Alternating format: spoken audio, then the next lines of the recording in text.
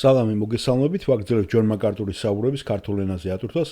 ეს არის ბიბლიური კითხვები და პასუხები, რომელიც ჩაწერილი იქნა 1993 წლის 14 სექტემბერს. შემდეგ კითხვაზე ეტყობა ბატონი ჯონი ცოტათი ჩქარობს და მე რაც მისგან მომისმენია, იმას დავამატებდი ამ კითხვის ბოლოში. საუბარია პეტრე მოციქულის კავშირზე რომის პაპებთან. და აშკარად ეტყობა რომ ბატონი ჯონი ჩქარობს, 3-2 კითხვა დარჩა და ამთავრებს უკვე. და შემოიფარგლა მარტო პასუხის რაღაცა ლიმიტირებული საშუალებით. კითხვა ესე ისმის.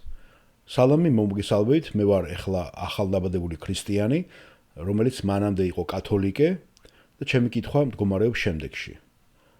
თუ თქვენ შეგისწავლეთ გადაგიხედეთ კათოლიკური ენციკლოპედია და მე ახლა ვცდილობ რომ ბევრი რამე შევისწავლო მის შესახებ, რათა კრიტიკულად ვიყო განწყობილი. და ახლა როგორც ბავშვი, ისე დავდივარ მე თქვენს კლასებში, ლოგოსში და ჩემი კითხვა ეხება პეტრეს, თუ როგორ მოხდა, რომ რომაული კათოლიკური ეკლესია მივიდა იმ დასკვნამდე, რომ რომის პაპები გამოდიან პეტრეს გამგრძელებლებად ითვლებიან. ჯონ მაკარტური რომ დიახ, მე კარგად ვიცნობ რომაულ კათოლიკურ თეოლოგიას და მე შემიძლია ეს კითხრათ. ვიცი რომ ეს დამაბნეველია როგორც თქვენ აღნიშნეთ, იმიტომ რომ ეს ხელოვნურად არის შეთითხრილი. პირველ რიგში ისინი ვერც კი ამტკიცებენ იმას, რომ პეტრე რომში წავიდა და იყო ჩასული. და მათ ძალიან დიდი დრო დახარჯეს ამის დასამტკიცებლად, რისი გაკეთებაც არ შეუძლიათ. ასე რომ არანაირი კავშირი არ არის. ვერ ამტკიცებენ კავშირს სამოციქულო მემკვიდრეობასთან. ისინი ძალიან ადრე ცდილობდნენ ამას, რომ პაპები მოეთავსებინათ იქ სამოციქულო მემკვიდრეობის რიგში. და ეს ვერსია ისტორიულად წყალს ვერ იტევს და ჟონავს. ეს ინგლისური გამოთქმა, წყლის დატევა, ჟონავს ან ტიკი ჟონავს. მაგრამ ისინი ცდილობდნენ მუდამ ამის გაკეთებას.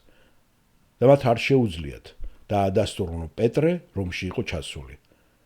მათ შეუძლიათ ბევრი რამ შეცვალონ, რაც ხალხს ასე აფიქრებინებს, მაგრამ ეს რეალურად დაკავშირებული არ არის მასთან. და მე დავამატებდი ამას, რაც ბატონ ჯოს არაერთხელ უთქვია, ისინი ამყარებენ თავიანთ თეოლოგიას იმაზე, რაც იესომ უთხრა გასოთ, როცა პეტრე დაადასტურებს თავის წმენას, რომ იესო ქრისტე არის ძე ღვთისა, ხსნელი.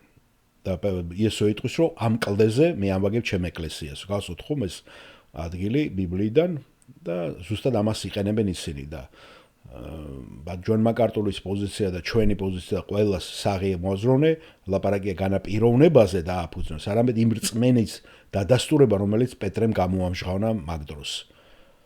გასოთ ხო?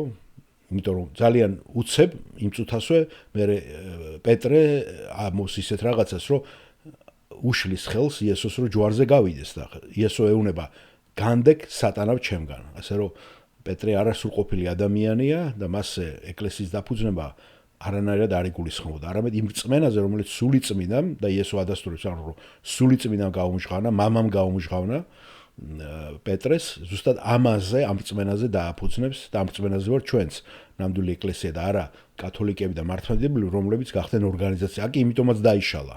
იმიტომაც გაიყვნენ ეგენი და დღესაც რამდენი დენომინაციები გაყოფილები არიან და ისინი არანაირად არ წარმოადგენენ იმ უხილავ ეკლესიას, ქრისტეს სხეულს, რომელიც არის დაძახებულები, რომელსაც ჩვენ ერთ დღეს გავიგებთ.